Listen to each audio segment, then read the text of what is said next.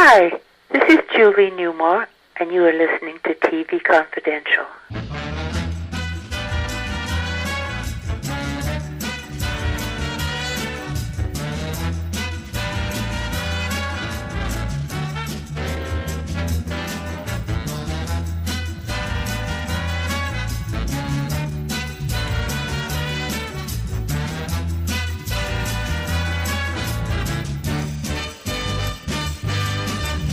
Ed Robertson welcoming you back to TV Confidential, radio talk show about television that is pleased to welcome the master of the Hollywood Squares, Mr. Peter Marshall. While everyone immediately thinks of Peter as the host of the Hollywood Squares, his career in entertainment spans the worlds of radio, big band music, Broadway musicals, comedy, movies, and live performances. Early in his career, Peter partnered with comedian Tommy Noonan, appearing in major nightclubs, films, and theaters across the country, as well as numerous times on The Ed Sullivan Show. His stage credits include La Cage aux Folles, High Button Shoes, Anything Goes, The Music Man, the London production of Bye Bye Birdie, and the Broadway production of Skyscraper with Julie Harris and Charles Nelson Reilly. Today, Peter is heard every day on the Music of Your Life radio network, where he plays the music of the big band era and draws on his vast knowledge of what he considers to be the very best era of American music. We'll ask Peter about that in just a second. But first, Peter Marshall, welcome to TV Confidential. Yeah, well, thank you very much. I didn't know I did all that stuff.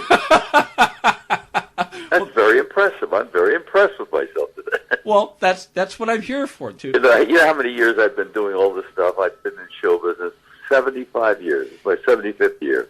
I turned 90 in March. I got my first job at the age of 15. Mm-hmm. So you add it all up, and I can't believe it's gone so quickly. It has gone so quickly, but the amazing thing is, if I didn't know you were 90, you do not sound like a man. I mean, you're living embodiment to you're only as old as you sound and as you feel, and you still very much sound like the boy singer, like the youthful, buoyant personality that everyone knows you for. Well, thank you very much. I'm here at Malibu, of all places. My children own this beautiful home in Malibu.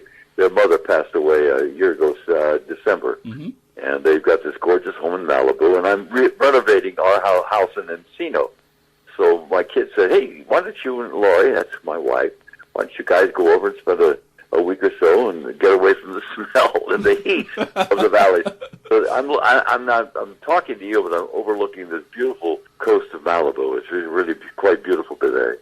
Anyway, I am here and I am happy. And we're happy that you are here and talking to us, Peter. I forget who said this, but someone once said that the music of the big band era and the Great American Songbook, in many respects, those songs are like the stories in the Bible, because every story you can think of was captured in the music of the big band era, and that's one of the reasons why it continues to endure. What do you think about that?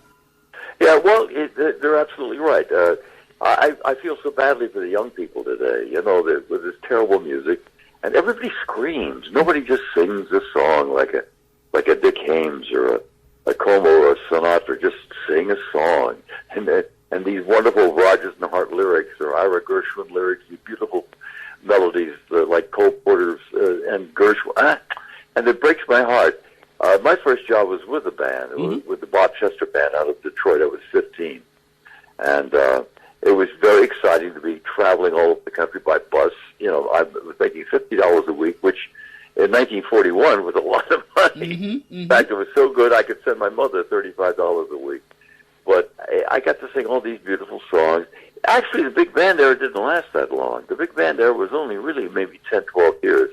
And then the war came, and after the war we had a lot of country songs, then we had rock and roll and all of that stuff. But it's hanging in there. I do my Music of Your Life. In fact, I take yesterday. I do 2 weeks at a time. Mm-hmm. And I'm on. When I started Music of Your Life some 20 years ago, we had 208 stations. We're down to 37 stations AM, but we're all over the internet. Yeah. We're heard in Egypt and Germany, and the big band, the music is very big in England and in Germany. I don't know if you know that. And my friend Jack Jones goes over a couple of times a year, and I was very close to Andy Williams, and Andy would travel over there. It's amazing. amazing how Europe is still very aware of that music and very receptive to it. I still do my big band stuff. I've got a couple of, I'm doing 2 concerts up in San Francisco with the Tex Beneke Band, and next year I'm doing some stuff with the Benny Goodman Band. I'll be at Cerritos. So I still get the taste of it. And it's amazing how many people come to these concerts. 1,100, 1,200 people at the theater's whole.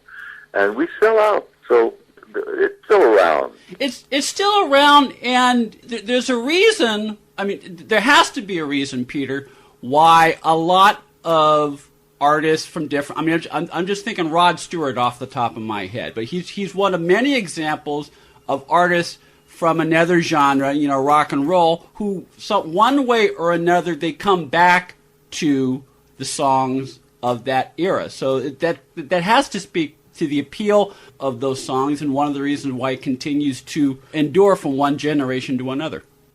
Well, on my show, I'll have Sting. He does the Great American Songbook. McCartney. It's amazing how many. Rod Stewart has had a whole second career doing the Great American Songbook. Yeah, So he did it badly, but.